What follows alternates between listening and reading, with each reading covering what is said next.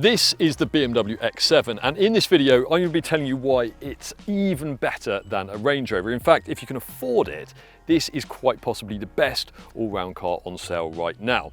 But before we get to the good stuff, we are going to begin with the styling. Now, of course, styling is subjective, so if you think the X7 looks absolutely fantastic, then you're not wrong. But it's fair to say that not everyone agrees with you. You see, the biggest markets for the X7 are the US and China, where enormous grilles like this are very fashionable. In Europe, not quite so much, which is partly why the design of this and also the flagship 7 Series saloon has come in for quite a lot of criticism. The X7's only been around since 2019, but it had a pretty major facelift last year, so the front bumper was completely redesigned. But actually the biggest change is the introduction of this split level headlight. So previously you had a conventional one-piece lens, but you've now got this two-tier design with the LED daytime running light and the indicator up the top here and the headlight lens below. This particular car is an M Sport. There are only two trims to choose from if you exclude the ridiculously powerful M60i. And if you go for slightly cheaper Excellence trim, then some of this black detailing here on the bumper and along the side of the car is replaced with chrome. This black grille isn't standard even on M Sport versions though. To get that, you have to go for the M Sport Pro package or the Ultimate pack, which is what this car has. Whichever trim level you go for, you get 21-inch wheels as standard. This particular car has optional 22s, even though they don't actually look that big compared with how big the rest of the car is. And if you're wondering why they're in such a state, well, it's not because I'm a terrible parker. It is because this actual car took part in a recent off-road mega test that we did. And if you want to find out how it got on against the Range Rover, then just click the link up there at the top, head over to our website, whatcar.com. The rear of the car has barely changed at all. It's pretty much as it was back in 2019, but there have been lots of changes inside, and I'll run you through those a little bit later on. But anyway, what do you think of the outside of the X7? Do you think it looks fantastic, or is it a bit of a mess? Let us know in the comments below.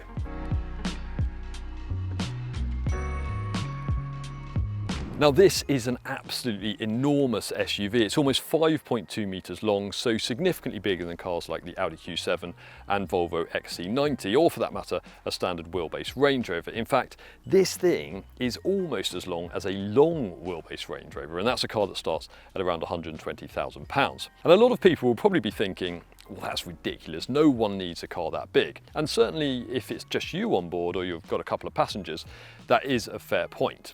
However, all versions of the X7 come with 7 seats as standard, and they are all electrically adjustable. So I can use these controls down here on the seat base to adjust the angle of the backrest and also to slide the whole seat back and forth. Now, as you'd probably expect in a car this big, there is absolutely loads of space back here. I'm just over 6 foot. This seat in front is set up for my driving position.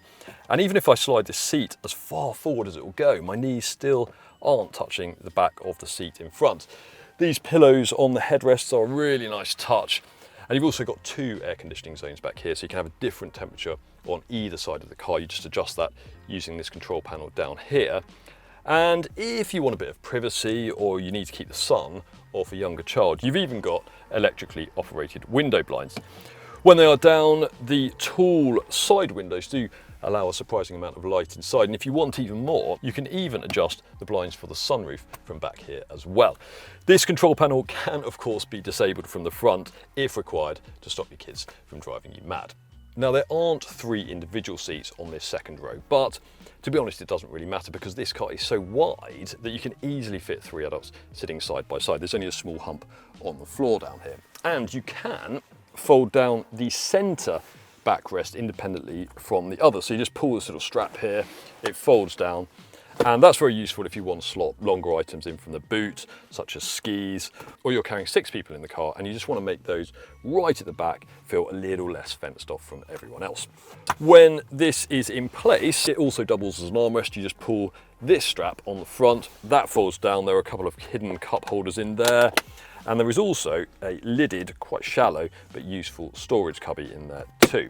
Plenty of other storage back here as well. You've got these pouches on the backs of the front seats. You've got some very decent sized door bins down here with a bottle shaped holder. You'll easily be able to fit a 500 milliliter bottle of water back there. There's also a tray down here below the air conditioning panel. and you're very well catered when it comes to USB sockets. So there are two just below it down here above the transmission tunnel, and there's another one on either side of the car under here, along with a mount for a screen. But it's the third row behind me that's even more impressive, and to access that, you first need to hop out and then you press a button on the side of the seat here. Now there's another button up here. If you press that, the seat back folds flat. That's very useful when you need maximum boot space. But this one makes the seat slide forward and tip up slightly. So that means access is surprisingly good for even someone of my height. And when you get inside, you'll find absolutely loads of space. In a lot of 7-seat SUVs, even big ones like the Audi Q7 and the Volvo XC90, the seats on the third row are quite small and they're often positioned low to the floor, so you feel as though your knees are tucked up under your chin a bit. And really, unless the journey is short, they're best suited for kids. But I would be absolutely fine, even on a long journey back here.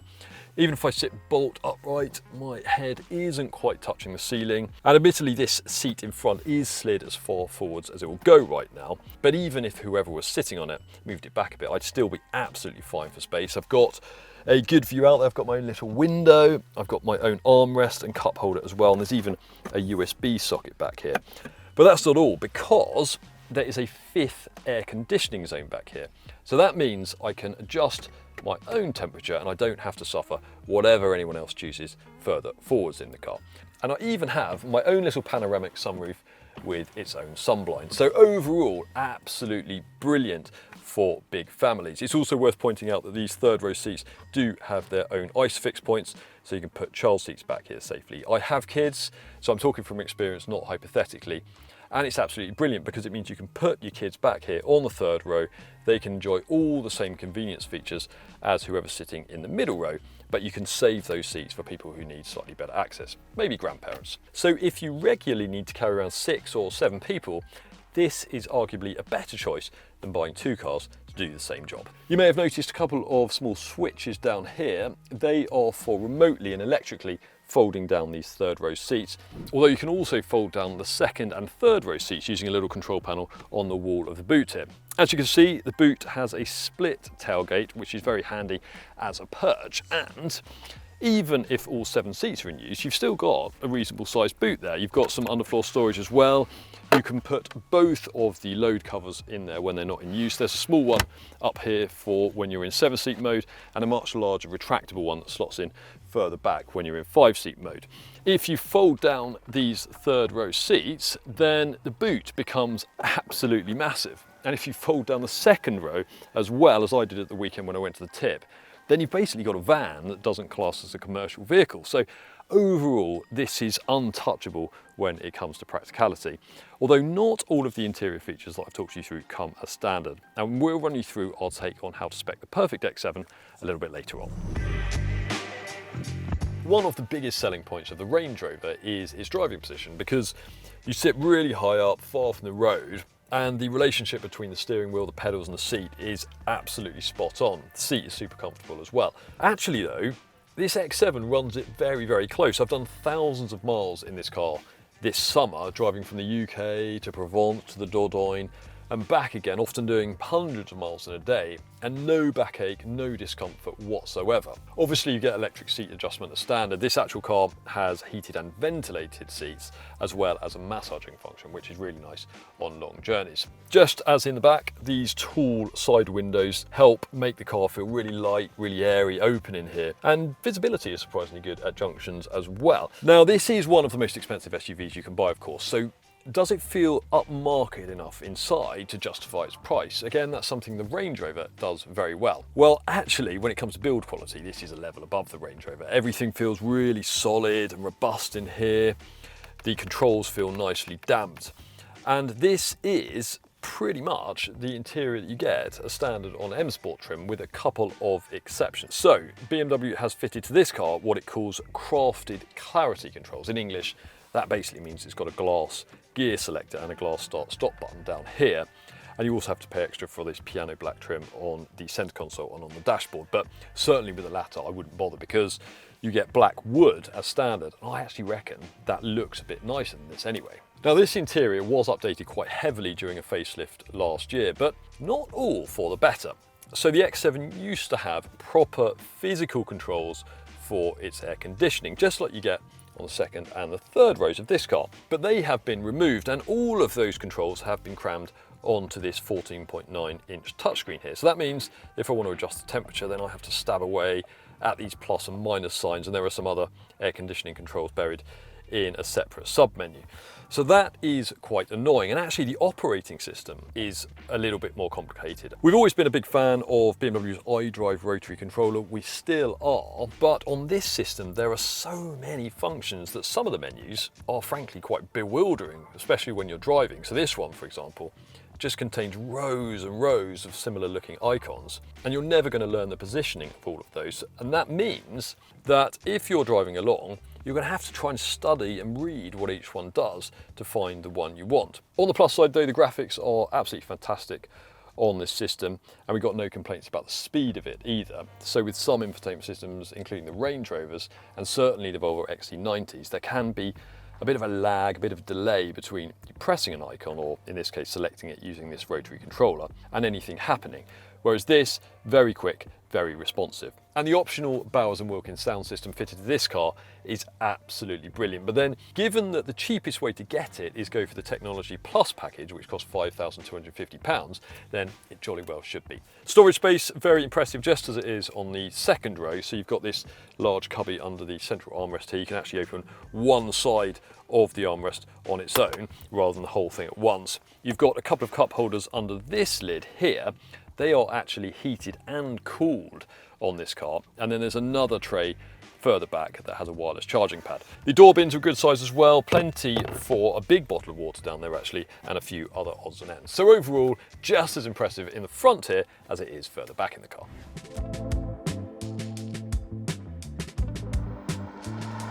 But it isn't only interior quality and practicality that the X7 impresses for, it's the way it drives too.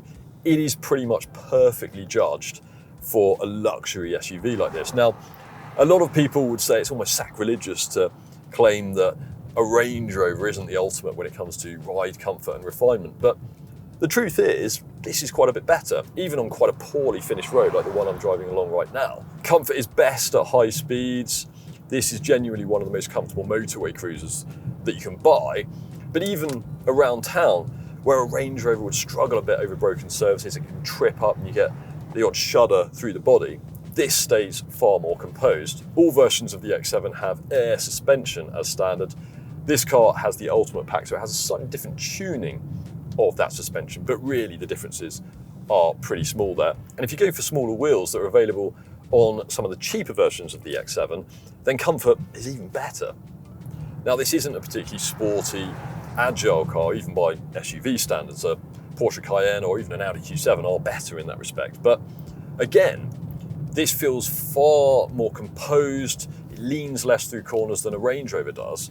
And even along these windy country roads that I'm on here, it feels at home. The steering is really well judged too, both in terms of its weighting, that gives you a good sense of connection with the front wheels, but also its ratio. It's not too quick, so it doesn't make the X7 feel nervous, which is a bit of a danger when you've got a tall SUV that you're trying to make sporty, but also it's not too slow, so you don't have to do a lot of unnecessary arm twirling at lower speeds.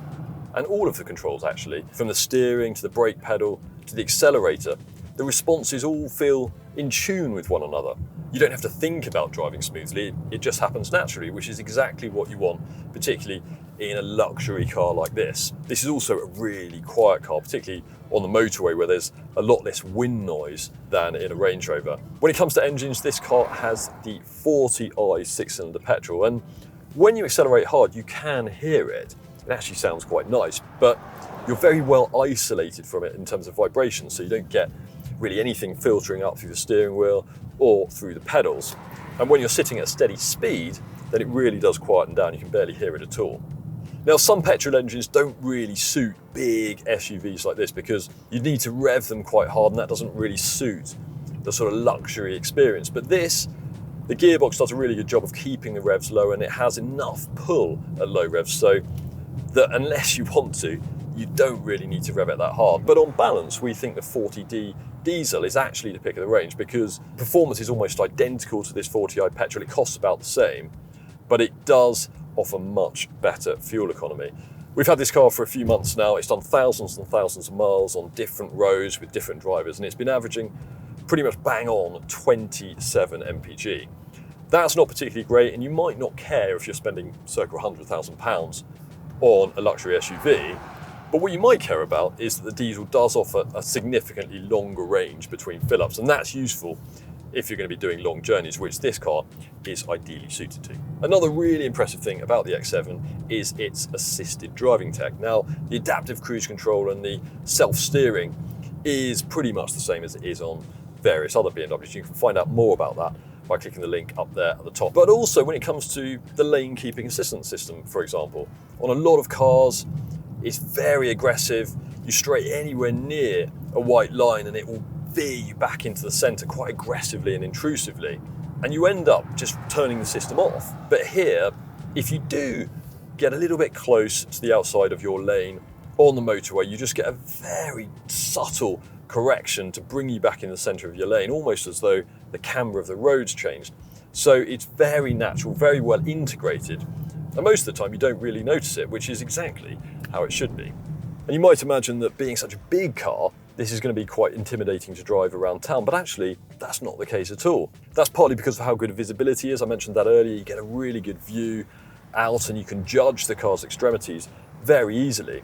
But it's also because the X7 is remarkably maneuverable, particularly if you go for four-wheel steering system. This car has that. It comes as part of the Ultimate Pack, and it gives the X7 a really small turning circle. So if you're trying to wind your way up a multi-storey car park, you could almost be in a VW Golf. But the X7 isn't perfect, and here are 3 annoying things about it. Unlike the Range Rover and the Range Rover Sport, there is no plug-in hybrid version of the X7, so it doesn't really make much sense as a company car. There is mild hybrid technology, but on something this big and heavy, that's a bit like trying to reduce your electricity bills by not charging your electric toothbrush. The X7 won't exactly struggle to get down a rutted farm track, but it definitely isn't as good off-road as a Range Rover. The 3D surround view camera looks really slick when you first select reverse and fire it up. But the view changes depending on what the car thinks you should be looking at. And every time that happens, it takes a second or two to work out what you're looking at. It will be much better if the views just stayed the same. As I've said, we reckon the xDrive 40D diesel is the pick of the engines, although the 40i petrol is a great choice too.